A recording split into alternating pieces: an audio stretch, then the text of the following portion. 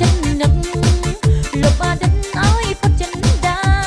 សូមរំទឹកភ្នែកពុំចៃសោកាស្នេហាចប់អ្វីទៅដែលប្រងពើស្រមៃអ្វីទៅដែលត្រីត្រូវបងបាត់ប្រាប់មួយបាត់ហេតុអ្វីប្រស្ងាត់ស្ងាត់មិនយល់ឡើយចាំចេញទៅហើយសំដីចុងក្រោយក៏មិនឆ្លើយប្រាប់ក្តីឈឺចាប់ស្ទើរស្លាប់រៀបរាប់មិនគ្រប់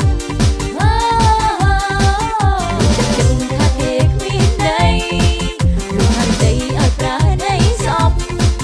លោកយើងជាអ្នកបាញ់ចប់